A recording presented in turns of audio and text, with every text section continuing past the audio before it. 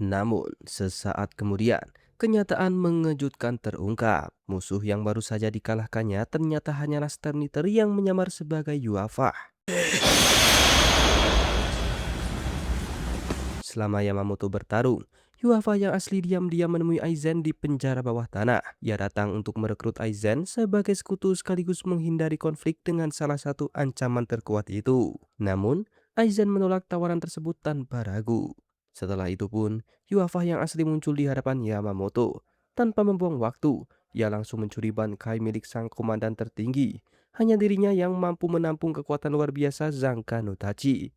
Karena medali milik Sterni terbiasa tidak akan sanggup menahannya. Kehilangan Bankai membuat kekuatan Yamamoto anjlok seketika. Dalam satu serangan telak, tubuh komandan tertinggi Kotei 13 terbelah menjadi dua. Perang besar itu pun ditutup dengan kemenangan telak di pihak Raja Quincy, sementara Soul Society kehilangan pelindung terkuatnya. Setelah berhasil mengalahkan komandan Yamamoto, Yuafah langsung memanggil ratusan pasukan Quincy tambahan. Mereka diperintahkan untuk menghabisi semua Shinigami yang masih bertahan di Soul Society. Di sisi lain, Ichigo yang masih terjebak di dalam Garganta bisa merasakan kekalahan Soul Society. Dalam keadaan putus asa itu, kekuatannya tiba-tiba melonjak jauh melampaui batas. Dengan ledakan Reiatsu yang luar biasa, Ichigo berhasil menghancurkan kurungan tersebut dan langsung melesat menuju medan perang. Begitu tiba, Ichigo tanpa ragu menyerang Yuafah. Pertarungan sengit pun terjadi dengan kecepatan yang sulit diikuti mata. Namun perbedaan kekuatan mereka masih terlalu jauh. Dalam sekejap, Yuafah berhasil menusuk leher Ichigo hingga ia roboh tak berdaya. Saat semua orang mengira pertarungan telah berakhir, sesuatu yang mengejutkan terjadi. Luka di leher Ichigo tiba-tiba sembuh sendiri setelah muncul blood. Teknik pertahanan khas Quincy. Yuafah hanya tersenyum melihat kejadian itu. Baginya, kemunculan blood membuktikan bahwa darah Quincy memang mengalir di tubuh Ichigo. Ichigo sendiri hanya bisa terdiam karena tidak memahami apa yang baru saja terjadi. Lalu, Yuafah kemudian kembali menghajar Ichigo hingga tak mampu melawan. Namun sebelum menghabisinya, sebuah portal hitam muncul.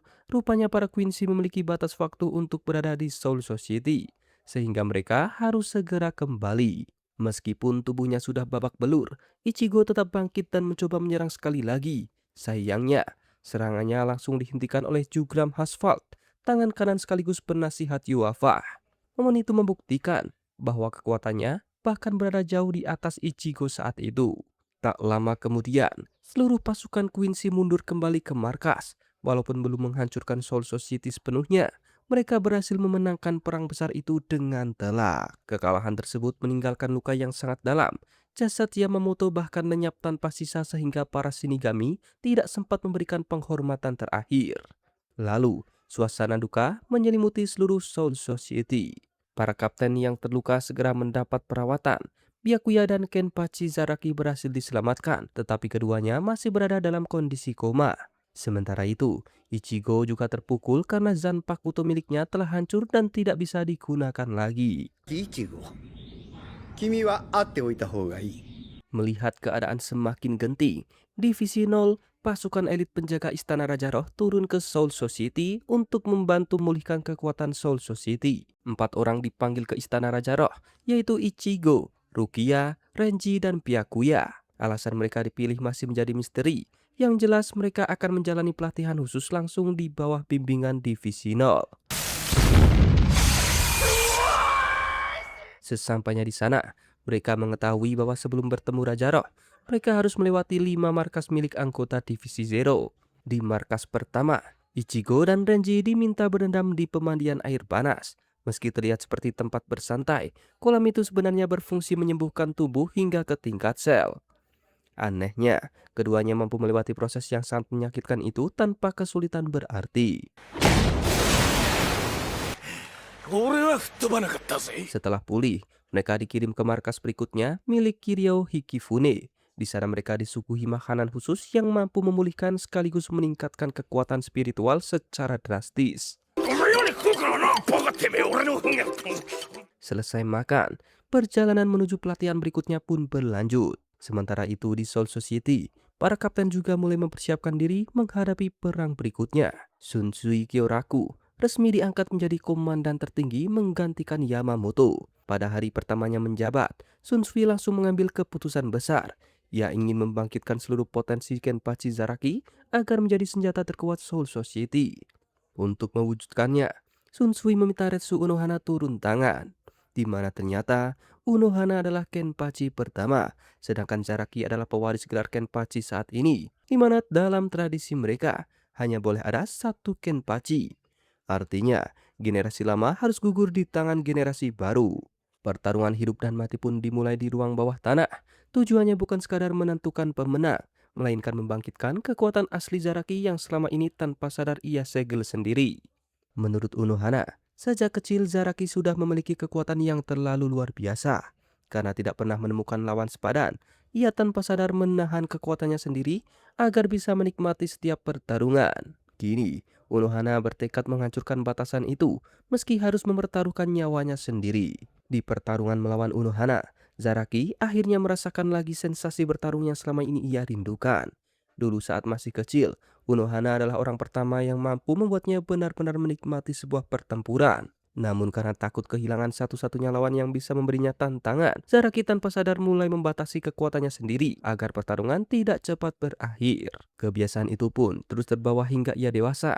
Selama ini Zaraki selalu bertarung tanpa mengeluarkan seluruh kemampuannya. Karena itulah, Unohana memilih cara yang sangat ekstrim untuk mengembalikan kekuatan asli Zaraki. Dalam duel tersebut, Zaraki berkali-kali dibuat tewas lalu dihidupkan kembali menggunakan kemampuan penyembuhan Unohana. Bahkan Unohana sampai melepaskan bangkainya demi terus memaksa Zaraki melampaui batasnya. Setelah pertarungan yang panjang, Zaraki akhirnya menyadari bahwa selama ini ia sendirilah yang mengunci kekuatannya. Begitu belenggu itu ia lepas, kekuatan aslinya langsung bangkit dan dengan mudah ia mengalahkan Unohana. Dan pengorbanan sang Kenpachi pertama pun tidak sia-sia.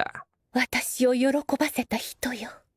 Untuk pertama kalinya, Zaraki berhasil mendengar suara Zanpakutonya sendiri, tanda bahwa ia kini telah mencapai tingkatan kekuatan yang jauh lebih tinggi. 私の名は Sementara itu, di Istana Raja Roh, Ichigo dan Renji melanjutkan latihan di markas Uetsu Nimaiya, sang pencipta seluruh Zanpakuto. Sebelum mendapatkan pedang baru, mereka harus lebih dahulu mendapatkan pengakuan dari Asauchi, yaitu Zanpakuto tanpa identitas yang menjadi dasar semua pedang Shinigami. Renji berhasil menyelesaikan ujian itu hanya dalam 3 hari. Namun Ichigo justru gagal total, tak satu pun Asauchi mau memilihnya. Sehingga Oetsu menganggap Ichigo belum benar-benar memahami jati dirinya sebagai seorang Shinigami.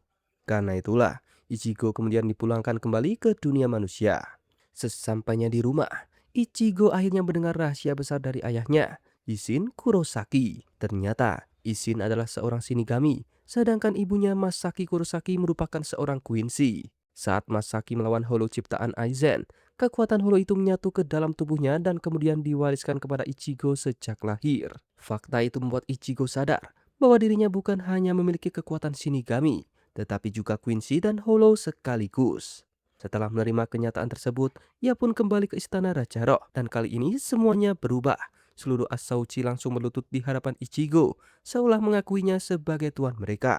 Ichigo pun kemudian memilih satu Asauchi yang perlahan berubah menjadi sosok Holo.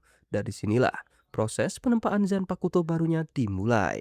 Di tengah proses itu, Ichigo kembali bertemu dengan sosok yang selama ini ia kenal sebagai Zangetsu. Namun ia dikejutkan oleh kenyataan bahwa sosok tersebut ternyata bukan roh Zanpakuto miliknya, melainkan manifestasi kekuatan Quincy di dalam dirinya. Yang lebih mengejutkan lagi, wujud itu identik dengan Yuafa, sang raja Quincy. Selama ini, Zangetsu sengaja menekan kekuatan asli Ichigo demi melindunginya agar tidak terjerumus ke dalam pertarungan tanpa akhir. Namun setelah melihat tekad Ichigo yang tak pernah goyah, ia akhirnya memilih melepaskan semua kekuatan yang selama ini disembunyikan. Saat sosok Quincy itu menghilang, roh Zanpakuto Ichigo yang sebenarnya akhirnya muncul. Proses penempaan pun selesai, dan Ichigo memperoleh 2 Zanpakuto baru yang melambangkan kekuatan Shinigami, Holo, dan Quincy yang kini telah menyatu sepenuhnya. Di sisi lain, Uryu Ishida akhirnya mengambil keputusan besar setelah lama dilanda kebimbangan. Ia memilih kembali berkumpul bersama bangsa Quincy dan bergabung dengan pihak yang berasal dari darah keturunannya sendiri.